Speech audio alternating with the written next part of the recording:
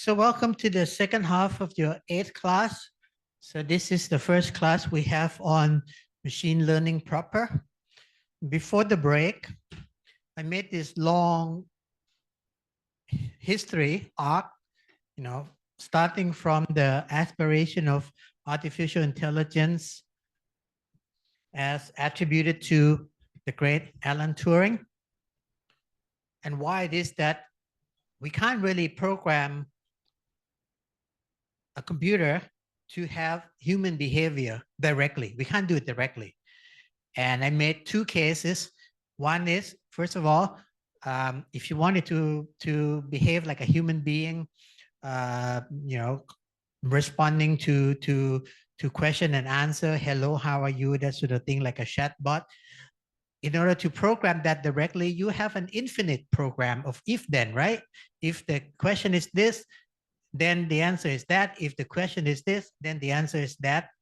And if you think about it, ChatGPT is even more intelligent. It's not just if the prompt is this and the answer is that, but it's sort of like if the prompt is this and the previous prompt was that, and 2 prompts ago was this, the right answer should be this, right? So it's very complicated. You can't do this if then. Right? And then we think of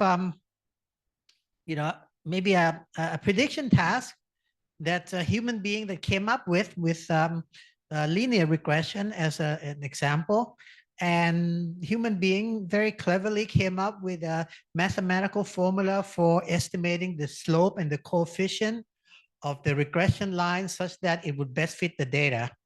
Again, if you want to do this with a computer, can we program it directly? Well, it turns out the sort of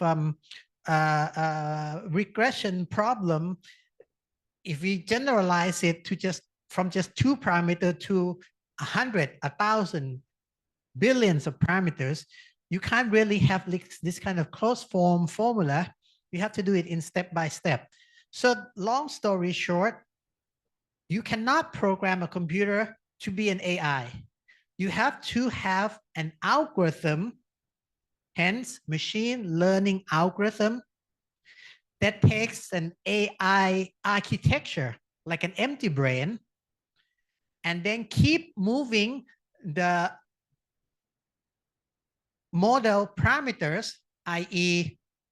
neural weights or connectivities or whatever, slowly until well, not slowly, as quick as you can, but certainly it would take months until you get to the final model that does have this input-output behavior like a human being. Okay, and example being, the GPT and the ChatGPT, where the parameter counts is 175 billions, and the way the machine learning algorithm didn't just take minutes, but took probably weeks. Okay, maybe we can look that up. Right. So,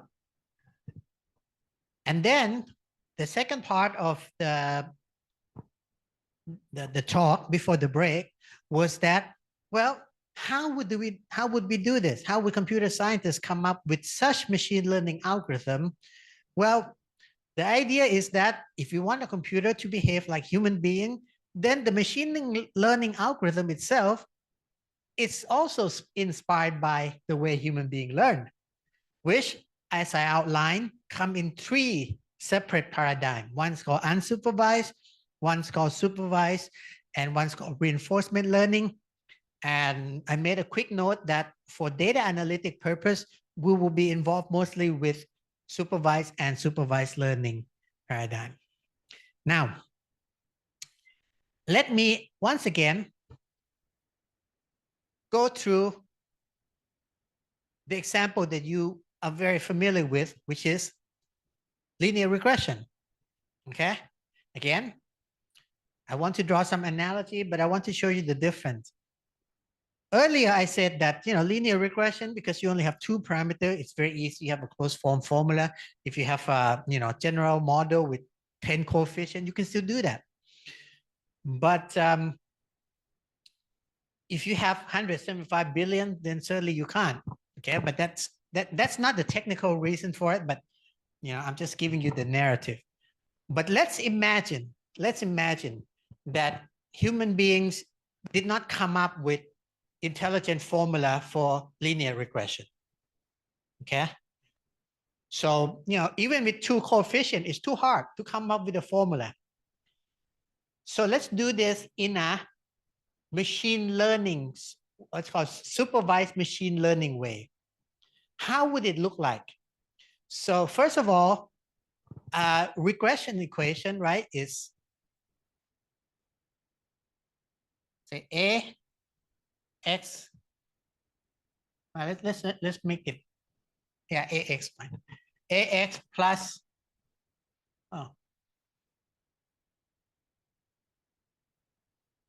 I might as well use the right notation. Beta 0 plus beta 1 X, right? Okay, so this is the intercept, this is the slope, okay? So what is the model? The model is y is equal to f of x given beta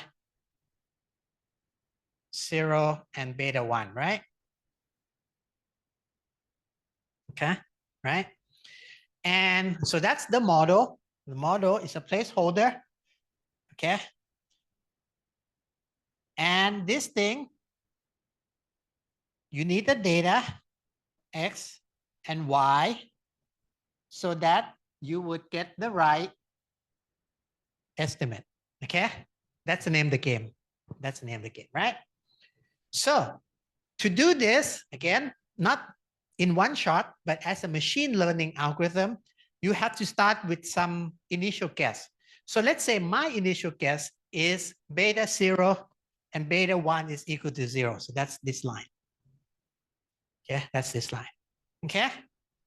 Now, let's draw a hidden line here. Let's say there's a hidden line. This is a perfect line, guys. Okay. This is what we want to end up at. Now, why do you say that that pink line is better than the dumb line? Why is it better? Because in a way, it's closest to all the points, right? But the way it's defined is defined like this. For every x, it's not close in a general sense. It's close in a specific sense. And look at my hand. When x is this is the y. So this is the distance of actual line from, right? So distance is measured in y given x. Okay. Now, why don't I draw the line like this? Because remember, the task is to predict y given x. So you have to be given x first. So this is why I say that this pink line is good. This pink line is good because given x, the y on the line and the y actual are not far apart. Okay, right?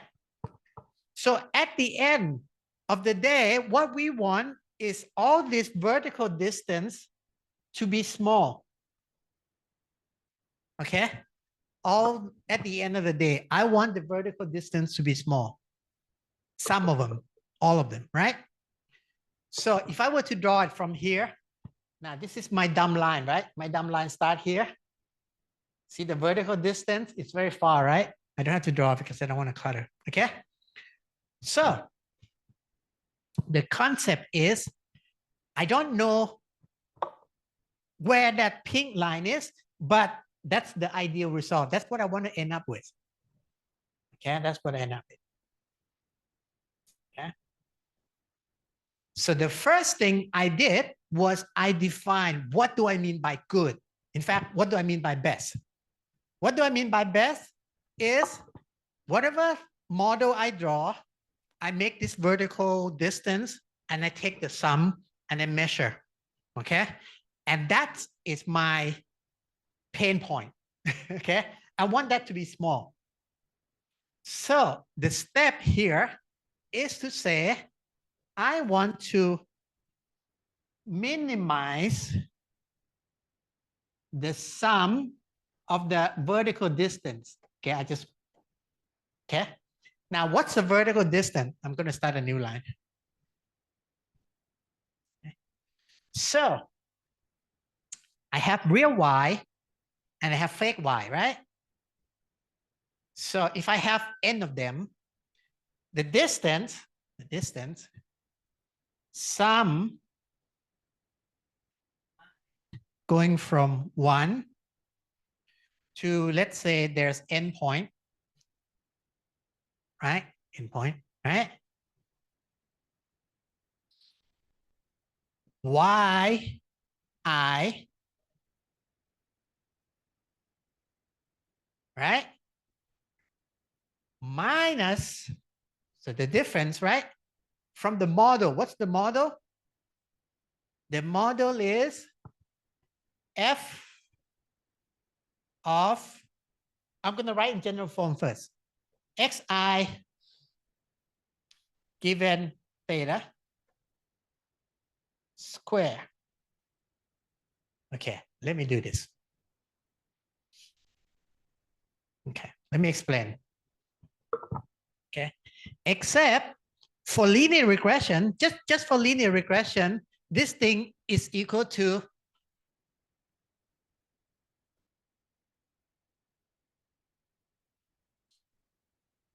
right? Right? Okay, so, okay. Johnny, what is this fruit? If you say banana, you're correct, because there's a pairing between the fruit and the name banana. There's a pairing of a fruit and apple, pairing of fruit and orange. Okay? The appearance, that fruit is the input. And banana, apple, orange is the output that you want to get. But this is the real output, right? This is the real thing. The real label is apple, orange, or banana. You are a baby. You have theta. How many theta do you have? Trillion of them. The point is you want to tune your theta in your brain so that when you see this picture of a fruit, the distance, in this case, the error, is minimized. Now, to say the error, you just take the difference and square it. The reason you make it square is because so that if it's too high and too low, it's the same thing, right? So in this case, it's not banana and apple. It is actually numerical value. The data has real pair of x1, x and y, x and y, x and y. And let's say you take the 7th x, okay? You put in 7x, right? Given that 7x, you take beta 0 plus beta 1 times the 7th x. What's that value? Given the current beta 0 and beta 1, subtracted from the real y7, the 7th y, and square it. Do it for the 8th, the 9th, the 10th, 11th, 12th. Do it for all of the data set. Does that make sense? Right? So the distinction between linear regression as a closed form formula and machine learning, supervised learning as a stepwise doesn't really matter in this case. Because at the end of the day, it's a difference between getting there in one go and taking small steps. But at the end of the day, you end up with the same thing, right? So let me say that again. The objective of building this model is to give the right y for any x. You can't give it exactly, so you give it closest as you can, right? Now with linear regression, because it's so easy, you have a closed form formula for that. But for GPT 3.5, you want to do something like this, but you have 175 billion parameter. So you have to sort of like moving slowly, you know, keep adjusting. But at the end of the day, that's what you want, right? At the end of the day, so this is called an error function. And this is, now, think, guy. When you want to minimize the function, think back to calculus. y is equal to x squared. Looks like this, right? Right? Y is equal to x squared. Y is equal to x minus 7, the whole thing squared. Looks same thing, but move over 7 steps. Where is the minimum? When x is equal to 7, right? You guys know that, right? So the bottom, right? So if you have a function that looks like this, and this is the minimum, your job is to find that location. That's your job. That's your job. So if you think about it, there's like something like this for every parameter. There's one for beta 0, beta 1, beta 2, beta 3, beta 4, beta 5, you know, all 107. You want to keep moving until you get to the minimum. Okay, so that's what you want to do. Okay, that's what you want to do. So my question to you is, in this case, what is this a function of? Oh, are you confused now? The model is a function that gives a y given x and the parameter. But this is a different function. This function is an evaluator function, right? It's a different thing, right? The model function is give me x based on my parameter theta or beta 0, beta 1. I will give you what I think is y. And I want that to be close to the real y. That's the model function. How well is that performing? That's also another function. That function is called evaluative function. In this case, I'll just call it error function because it evaluates based on error.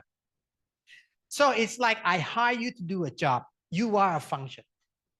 But how well you did the job at the end of the day, I evaluate you. That's another function. So there are two functions here, right? So this function, now look at me. Definitely look at me here. You guys know the difference between parameter and variable, right? Variable is what you vary. Parameter is what's fixed for that function. For this function, who is the parameter? Theta. I fix my theta. I fix my beta 0, beta 1. What's the variable? X. Right? X a variable. Okay? Give me any X. I'll give you Y. My theta is fixed. How about the error function? Now, the role is switched. Because the X and Y is historical data. Can you change them? So now they are fixed. What is the variable? It's now theta. Okay? That makes sense? I'm going to ask this. What's the variable? What's the parameter in a model function versus in an evaluative function? In a model function, this is my parameter. Give me any X, I'll give you any Y. But my evaluator function, I can't give you any X because I got that X from the data. However, this error depends on how well you chose the theta. So that's actually a, so if I want to write this, okay, it looks like this. This given X and Y. So this becomes the parameter, right? So the data, so machine learning algorithm does the opposite thing of what you end up with, right? What you end up with is a function that does the job. What's the job? Give a Y, give an X. I give you Y, you give me X. I give you Y, you give me X. That's your job. Your job is to make prediction.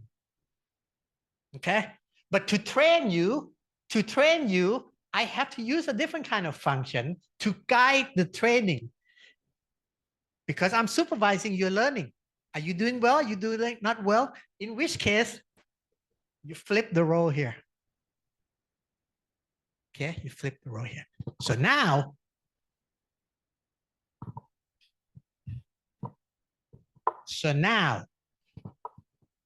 let's, yeah, I'm going to draw a picture. You guys know how to do calculus, right? So what's the bottom of this? It's here. Okay, right? What if the bottom is a valley, it's 2 dimension? Okay. Now, I'm going to call it beta 0 or theta 0. Better not. I'm just going to call it theta 1 and theta 2 because those are the parameters. Okay. Now, the reason I write theta is because I want to be general. Theta is what I call parameter, right? In linear regression, it's beta 0 and beta 1, right? In ChatGPT, GPT-5 is W1 to W175 billion, okay? So these are my thetas, okay? So if my problem is simple linear regression and my thetas, it's only two of them, right? The first one is beta 0 intercept. What's the second one? Beta 1 slope, right? I can literally just kind of like see right there. I can see there. That's where I want to go. See where I want to go, right? Now imagine something like this, but now you have 175 billion parameter, right? So it is a minimization in multidimensional parameter space. That's what I want to do. So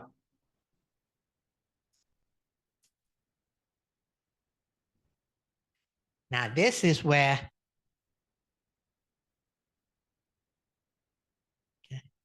you have to make this imagination, okay? I'm drawing in 2 dimensions, but in reality, how many dimensions do I have?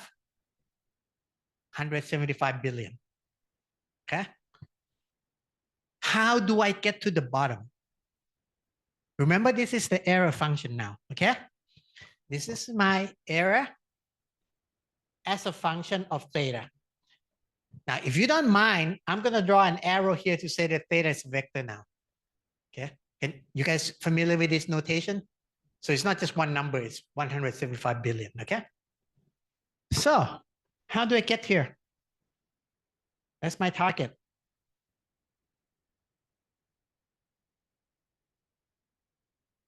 Well, what do you do in calculus, guys? Minimum, right? You find the slope and you set it to 0, okay? That would work if you only have 2 dimensions.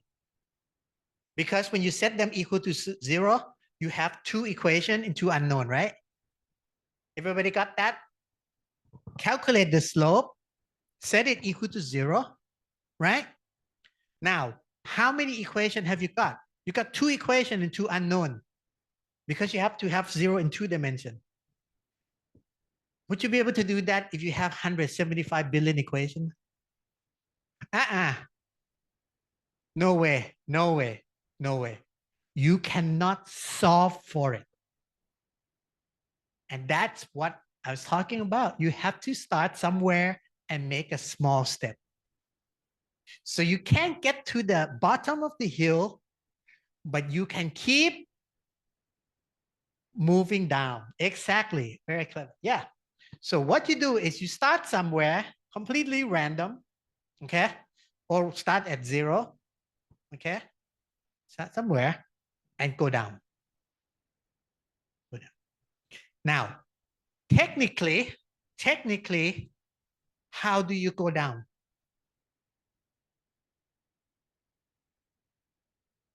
Yes, you change, but in which direction?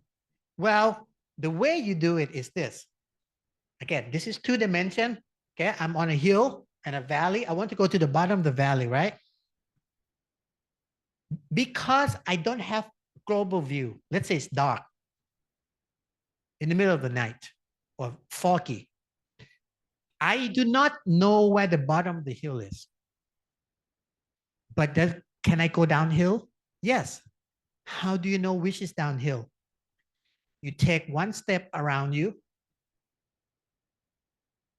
Okay. You take 1 step around you and you see which one goes down the most, right? So you take a small step that direction. Once again, you feel your way around. Okay. Which direction you go down the most, you go down. So it's the steepest direction. Okay. So steepest direction. So if you do that, now the problem is in reality, the hill is not that nice. Sometimes it goes like this and then goes like this. So if you're over here, you go down here, you actually should be over there. It's a big mess. Okay. But in theory, what do? You start out here.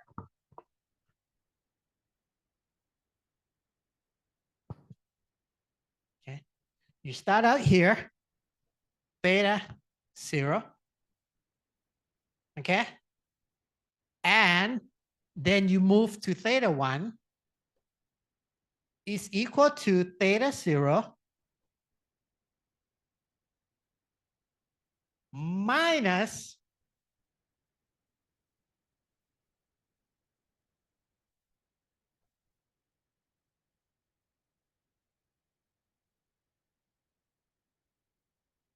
okay. This looks messy, but it's not. Remember, ultimately, you want to keep going until you get to the best one, right? Okay, just look at my hand here. I want to get from here to here, right? I take small step. Okay. Now let me say it again. Let's assume that it takes me 1,000 steps. 1,000 steps to go from here 1 meter at a time in a horizontal distance to go down and I get to the bottom of the hill. So I would take 1,000 steps.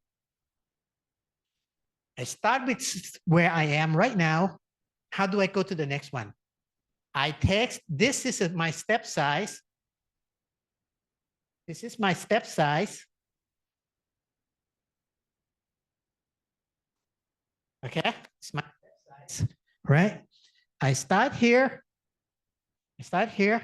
I take the step size.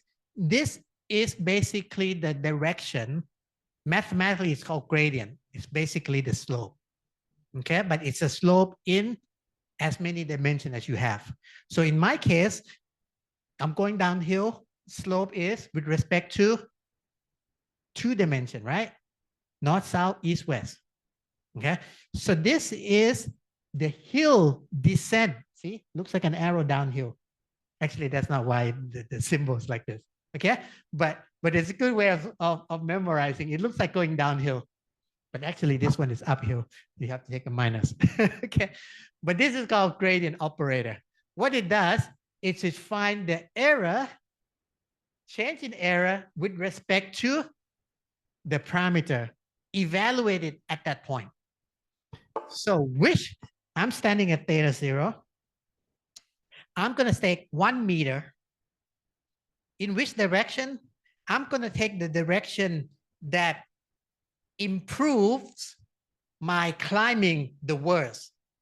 So maximum slope, but then I take the opposite. So I minus it, right? So I go downhill because I don't want to go uphill. Okay. If I make this plus, it's uphill. So this is called the slope. It's called gradient. Because you're going downhill, you say descent. Okay. So this is called method of gradient descent.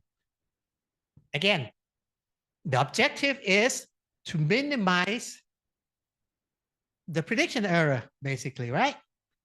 As you would in a regression, but I want to do in a general way that doesn't limit myself to just beta 0 and beta 1 in a linear regression. So this method here allows me to do what you did in linear regression, but in small step and in as many parameters as you need. So it's not just 2 parameters and it's not just linear regression. It could be billions of parameters and the function is GPT. This method is called gradient descent. By the way, that's not all that GPT does. So I'm making it too simplistic.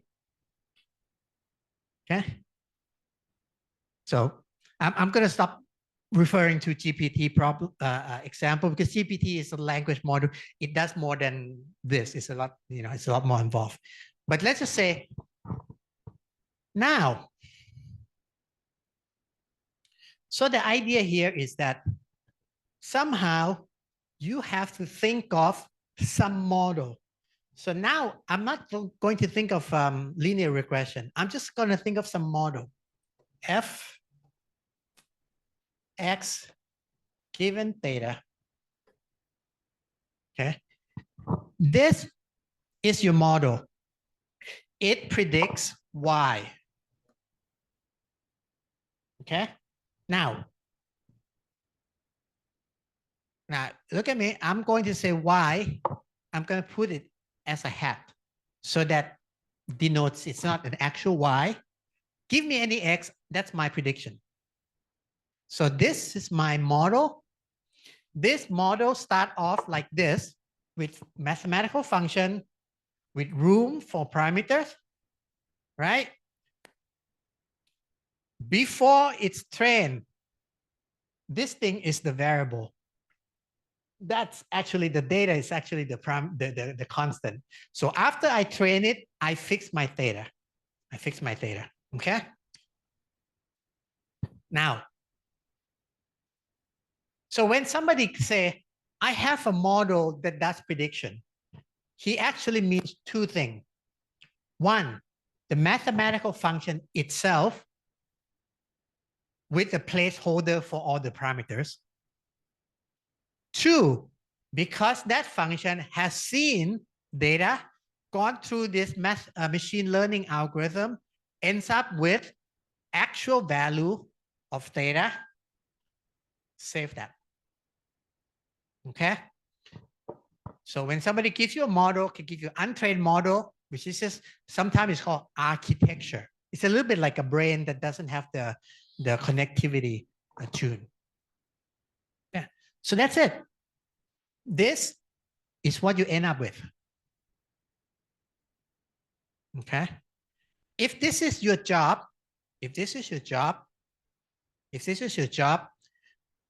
the way you train is called supervised learning. Because why is it called supervised learning? Because the data, remember, comes in the form of X, right?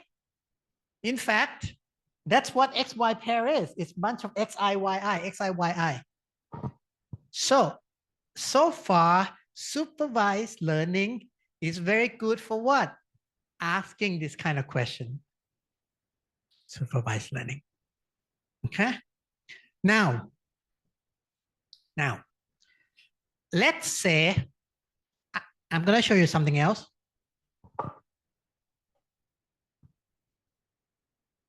Okay, so this is what you want, right? What about this? Remember, I always say that data analytics is always asking where is data and X to Y, right? That seems like a regression kind of thing, right? So if I draw, if I give you a note here, okay? So there's this, and there's this, right? And this is histogram, and this is a scatter plot, right? And this is distribution, and this is linear regression, and this is supervised learning. Guess where this is? Guess what I put here? Unsupervised learning. Unsupervised learning is going to give you a way of locating the data. Okay. Now, the thing is though, the way to locate data is not that interesting if you just have one population. Okay.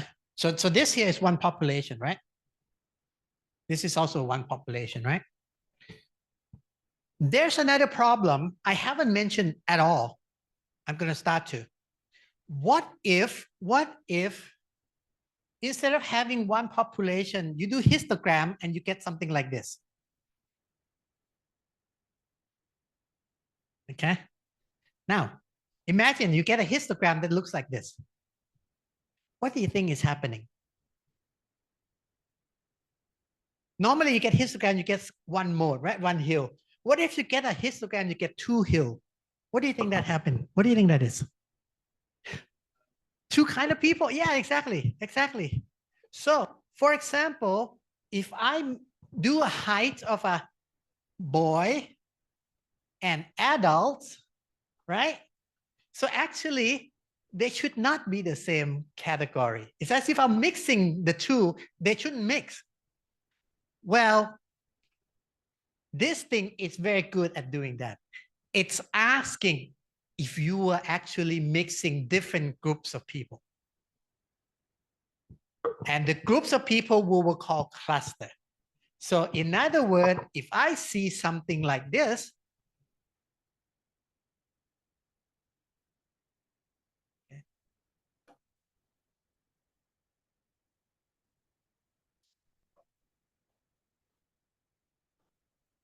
what do you think that means?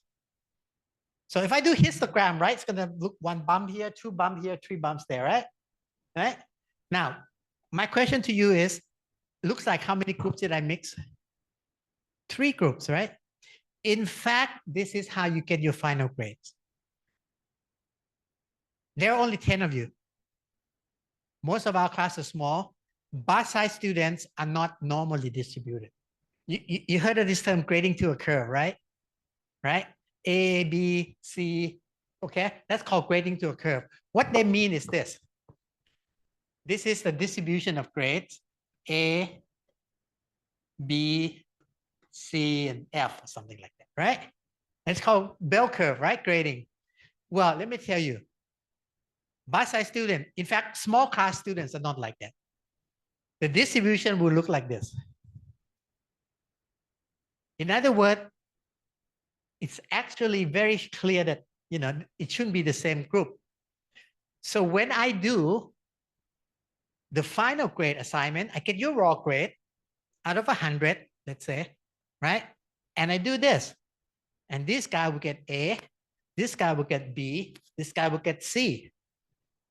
It almost doesn't matter how many I have. So it's not like A is going to be smaller than B. Maybe there's a lot of A in this class, right? The point is that there is a separation, there's a clear demarcation in performance, okay? So these are really great. Okay, not good, right? And it's not great to occur. It's not percentile. It's not to occur. That's how I do you. Okay. So your final grade is cluster. I have a cluster of A student, cluster of B student, and cluster of C student. Okay. Now, what's that got to do with unsupervised learning? Well, if you think about it, pretend I'm a baby. A baby is not taught to identify group A, group B, group C, but baby can definitely see that this is one group, this is another group, this is another group. So this kind of cluster analysis is actually a form of unsupervised learning. Okay, except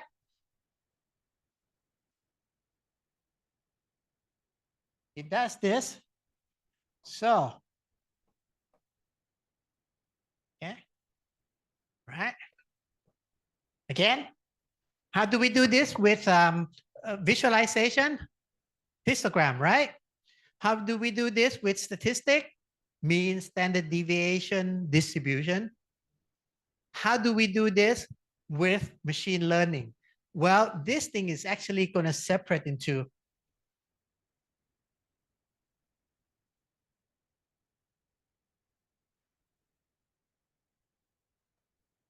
okay. Basically, I take the whole population and I put them in cluster. So there's an A cluster, B cluster, and then the C cluster. Okay. Does that make sense? Does that make sense? Okay. Now, obviously, there could be other things, other problems too. Why is this one so important that I'm going to teach you? Because that's probably the most practical data analytics you use. For example, you have a market. The most important thing in marketing, ask your friend in marketing, what's the most important thing to do when you have a market, when you have a client base? You have to segment them, right? I'll give you marketing 101. Okay? Okay? Watch this. Here's my market. Everybody's the same. Is that good marketing strategy? Here's another strategy. Here's my market. Everybody's different. Is that a good strategy? That's also not good. You cannot tailor-make shirt for every single human being on earth. Huh? It's ideal. Nobody does it. Right? Now, if you are, making like a custom-made jewelry or something, yeah. But most of the time, that's not your thing, right? You're gonna sell some kind of thing that has a market value, market share of 5 million people. You can't customize for 5 million people. Okay, and now don't worry about this, digital, electronic customization, all that. Just think back of making shirts. Okay, all right. Let me say it again. This is a good strategy. I make one size shirt. This is a good strategy. I'm gonna sell to 50,000 people. Everybody comes in, I'll take a personal measurement. I'll take individual measurement to my factory. That's perfect. That's gonna be expensive, right? That's not gonna work. So you can't make everybody same. You can't make everybody different. What can you do? You can cluster people into small, medium, and large. There you go, right? That is cluster analysis. Except you have to parameterize what does small mean? What does medium mean? What does large mean? And in a population, what's the relative composition? Right? Is it 30%, 40%, 30%? Is it 10%, 60%, 30? Is it 30, 30, 40? Right? So this idea about looking at the population and clustering them is as old as time, as old as marketing, as old as making shirt into 3 sizes. So that's why I'm going to devote so much time to this cluster analysis, because it's as basic as anything, except you used to be able to do it in small dimension, like height and weight. Now imagine that I am going to do the clustering in 500 dimension. See, that's where things come in. If you notice the theme, right? The theme is when you move from earlier techniques like visualization, like probability statistics, basically the upshot is it's messier, but you can do it in higher dimension. Like linear regression is beautiful, it's gorgeous, right? But you only have 2 parameters, okay? And you can deal with y is equal to f of x. Maybe you can do generalized linear equation, maybe x1, x2. But after a while, you stuck, right? So if you want to have a big problem, fine-tune, lots of parameter, lots of dimension to consider, you definitely have to go to machine learning route. Same thing here. When I do your grades, I can literally just write down your number and see how far apart you are, right? I can eyeball, basically. The word is I can eyeball you, right? I can take your grades, line them up in a straight line, and eyeball it. This is my A student. This is my B student. This is my C student, right? Why can I do that? Why is it that I can eyeball the clustering of grades? Because there's only one number to look at, right? The raw grade. Okay, so let's say I do something else. Let's say this is my raw grade. Okay, my raw grade, okay? Now this is you guys, by the way. Let's say this is your raw grade and this is your attendance record, okay? So this is on time, this is late. So maybe you have something like this.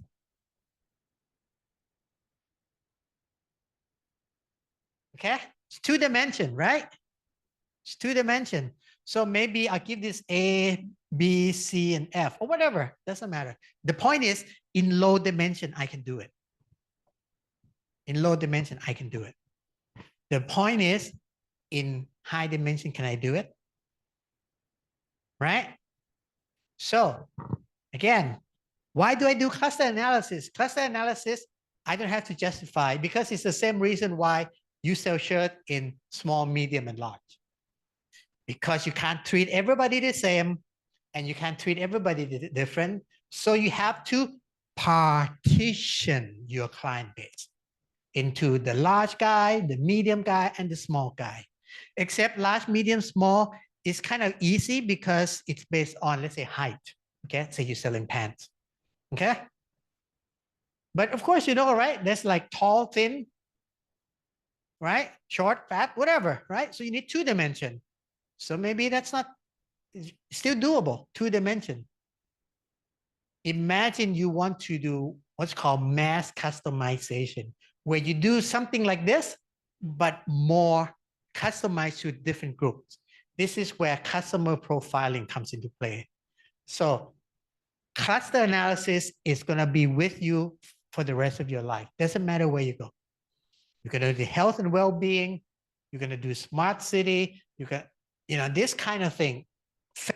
Population and realizing that you can't treat them as homogeneous, but you can also not treat them as an individual, but you have to sort of like partition them in a manageable grouping. Okay, so think of marketing segmentation. That's really easiest way to think of it. But marketing segmentation, not in 1 dimension, not in 2 dimension, but in 50 dimension. So instead of having clients who are large, medium, small, I have so size, weight, education, background, address, history of buying, number of minutes spent each day on a, so these are like, you know, 50 dimension. And each of them allow you to cluster, right? Does that make sense? So one thing is called cluster analysis. That's where data are. That's one way of asking this question. Now, it's very difficult, right, to visualize if you have 500 dimension, right? Now, imagine this, imagine. I want to visualize individual data point. Okay? So I want to visualize all of you. And each of you has 10 numbers. Okay? Height, education, money in your pocket, time you spend, all kind of stuff, right? So if I want to look at all 10 of you in 10 dimension, how do I do that? Well, interactive visualization, right? So what I do is this, very easy. I go to Mathematica, I say, you know, manipulate, right? And then X1 and X2, and then X1, I have a choice. X2, I have a choice, right? Right? So basically, list plot X1 and X2, right? And I choose X1, X2. So I can plot 2 at a time, okay? Does that help you with imagining the cluster? Well, how about this? Let's say I have something like this.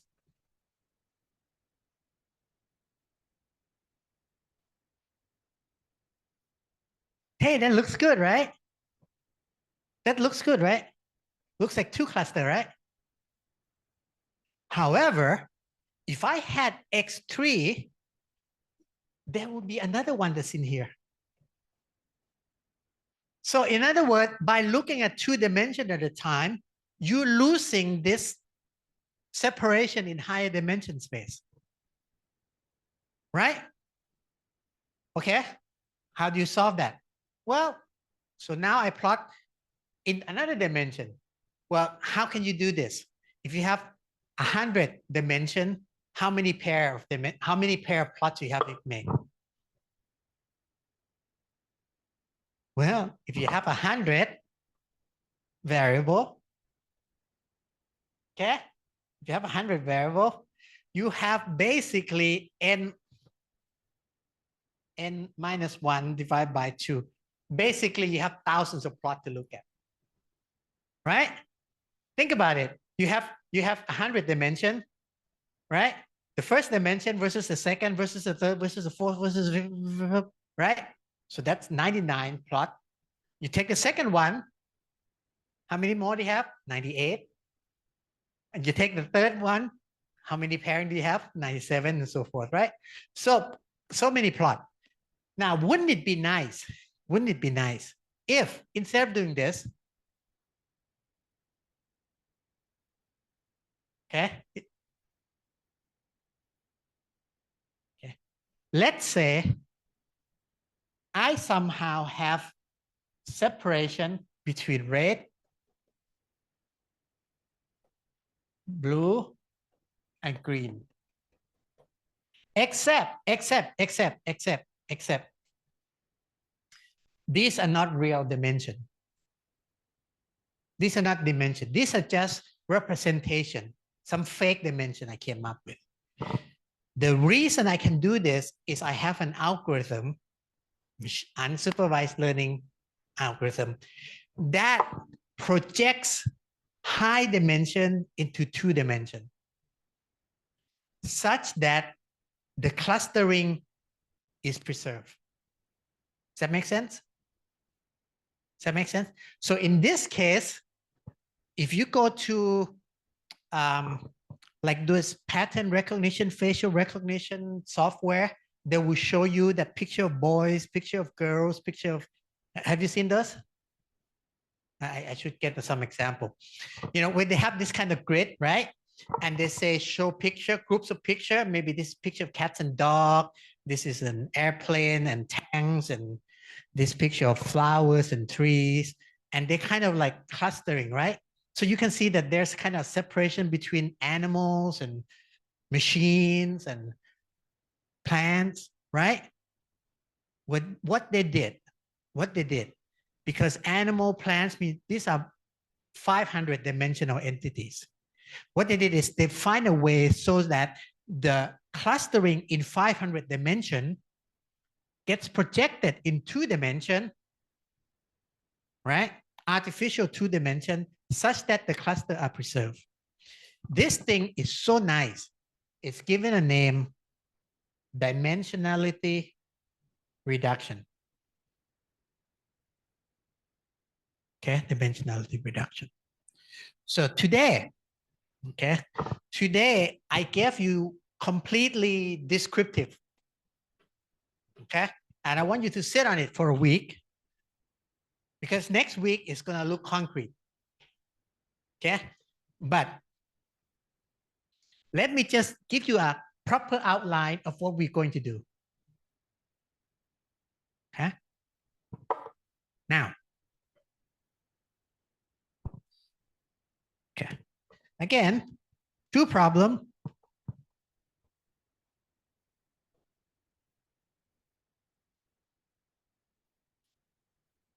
Right, 2 problems.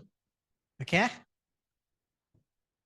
this thing, okay, this thing will go to chapter 6.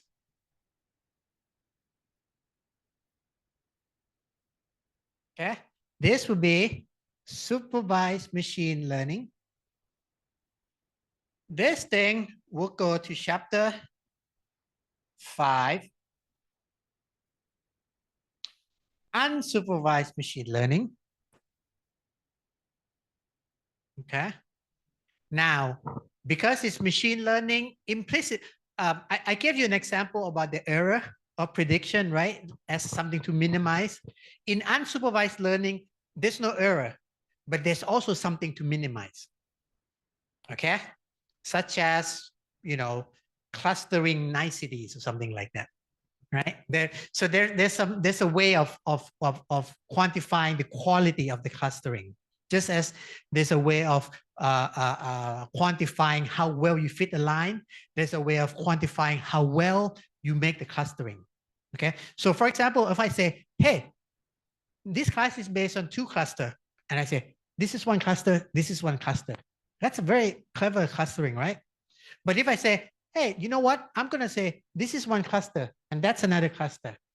Would that be a good way of clustering? Not really, right? Not really. So there are ways of quantifying how well that clustering is. So that function, analogous to the error function we saw earlier, is an evaluator.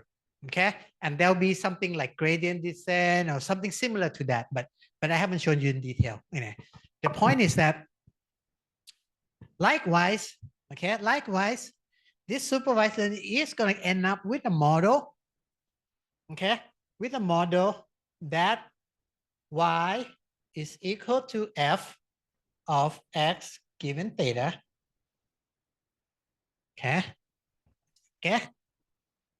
and this is going to give rise to 2 things, okay, x into partition,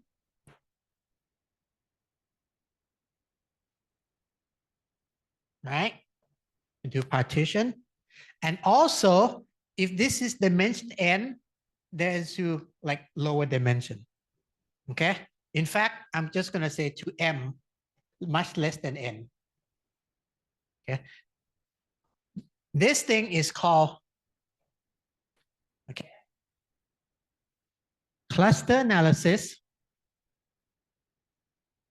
and that would be 5.1, I think. This thing is called dimensionality reduction. Okay, it's just an outline, okay, where we go. Now, this here also has 2 branches, okay, but they look the same. The difference is,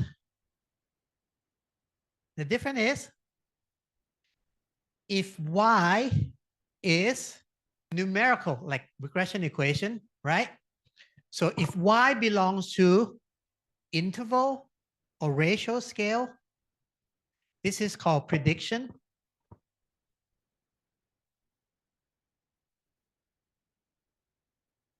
But if y is a discrete label, cat, dog, buffalo, A, B, C, those are what? Nominal and what other scale? Ordinal scale, right? This will be called not predict, it will be called classify. Okay. So in details and in actual project, machine learning part will consist of 4 things. 1, 2, 3, 4. Does that make sense? Okay, let me say it again. All right. Where are the X's? The machine learning will give you 2 things, 2 analysis, two class of analytics. This class of analytics simply separate population into segment. So my question is, if you need to do market segmentation, what tools do you need? That market segmentation, that's in higher dimension. What if I want to project in the lower dimension? What tools do I need? Okay. What if I have a data X, Y, X, Y, X, Y, where Y is numerical? I want to predict, I want to predict Y, right? And Y is a number like height, profitability, market share, okay? Something that belongs to continuous numerical scale, right? Like interval and ratio scale. That problem is called prediction. So that's where, that's the analogy of regression we talk about. This here, the output is not a number. Output is a class, okay? Class, for example, I predict this is a boy, this is a girl, this is cat, this is dog, this is buffalo, this is, you see what I mean? This is car, this is truck. So in vision, computer vision, that's very important. Object recognition, right? Your camera, by the way, does that. Why do you say it's an AI? It's an AI that recognizes whether or not it's an animal face. You can actually buy a camera, well, not nowadays, very common. In the old days, the focus of a camera is in the middle, right?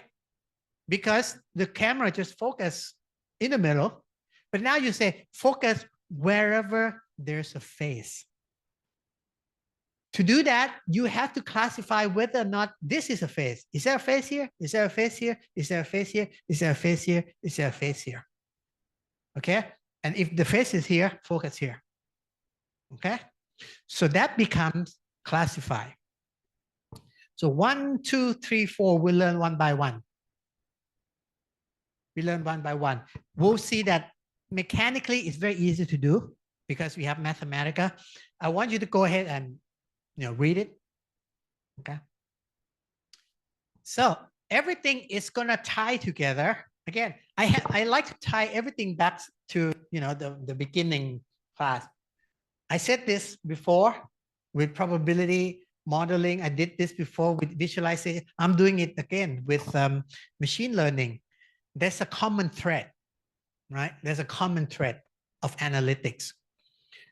Okay, now I'm kind of like having, I have to, in the book anyway, I have to mention unsupervised learning first, in a way that's tradition, because baby get unsupervised learning first. But I might start next week with supervised learning and do unsupervised later. I don't know. Let me think about it. Okay, let me think about it. In the previous year, I always started with unsupervised learning, but I'm kind of thinking maybe if I start with supervised learning first, it will give you a better idea of what to do with the project. So I might decide to do that. Okay. So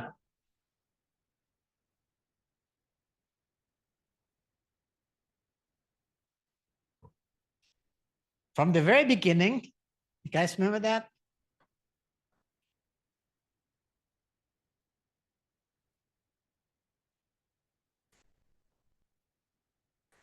I think this is like lecture 1.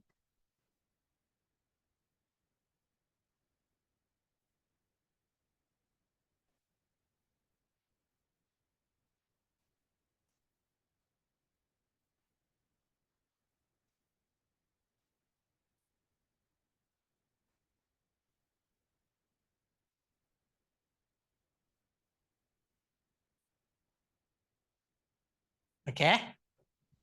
Right? Remember that? That's from lecture 1, right? So if this were your y, so if I did this, okay, and ask you, where's the classification problem? Where's the prediction problem? Okay, you have to say, well, this is numerical prediction. This is classification. By the way, when you use Mathematica, literally you would use that function, okay? Predict, classify.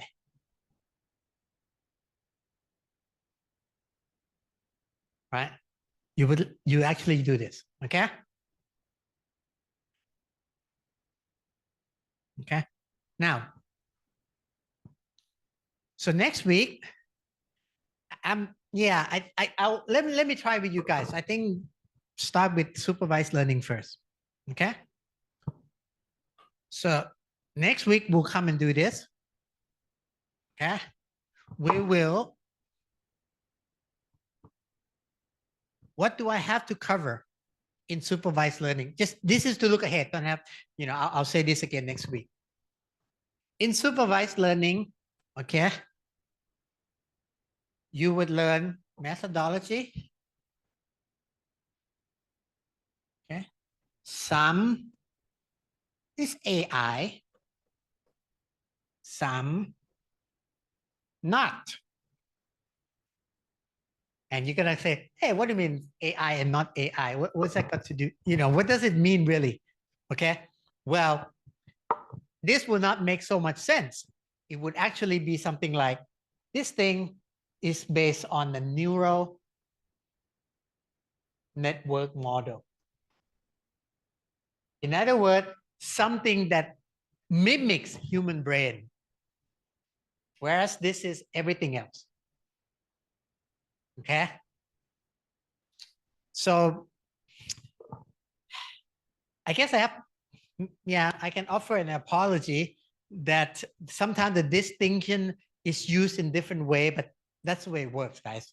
Okay, when you talk about supervised learning and AI, people would say, oh, that kind of equates to neural network, even though technically it doesn't. Technically, you can have decision tree that is so powerful that it would act like a chatbot. Technically, in reality, no, it never happens. Therefore, you know, when you talk about AI, just basically neural network. Okay. However, this other thing are useful. This other thing is useful, not for chatbot, but for analyzing data, which is what the class is. Okay. Again, I give you a lot of background on the tools, how it came about, but let's not lose sight. This class is about data analytics. So the scope of the tools is only applicable if they analyze data. Okay? Machine learning, AI, all this, these are all nice, but the reason I cover, for example, supervised learning, unsupervised learning, but not reinforcement learning, not because reinforcement learning is not interesting, but because it's not so much a tool in data analytics. Okay, so the way I designed this course is like anything that basically pertains to data analytics comes in. Okay, so it's only supervised and unsupervised learning that I would cover in here. Reinforcement learning, no. Okay, whereas if you take let's say you take a class in robotics control, okay, yeah, there'll be supervised learning because you have to do object recognition. Unsupervised, they might say, okay, unsupervised learning, supervised learning, reinforcement learning. We are going to spend 60% of the time learning reinforcement learning, 40% of the time learning supervised learning, and we'll forget unsupervised learning. For example, that could be the composition of a robotics control class, okay? Whereas in our class, it's the other way around. We actually don't cover reinforcement learning. Okay, so that's that. I think that's what I want to do for today. So today, again,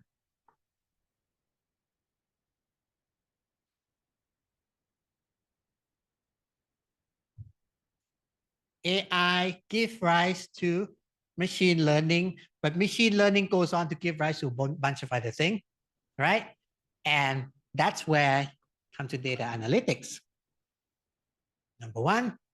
Number two, and I go into a lot of reason why you cannot program. There's no such thing as programming an AI, basically, right? So you have to use this. And this comes in three flavor. The bottom flavor, I ignore. This top flavor corresponds to these tools. And this flavor corresponds to that tool. And this separate into two problems, and this separate into two problems. So there are 1, 2, 3, 4 problems that we have to do for the rest of the, okay? Now, just to give you a look ahead, there's only, this is it. This is basically 3 or 4 classes. There's maybe a class that I will squeeze in, which is chapter 7, that has to do with graph data. Okay, that seems a bit standalone-ish. You see why, okay? But that's it. That's all the modern technology that I have kind of like assembled into this this data analytics class. So we spend the next couple of lectures here and then we finish here.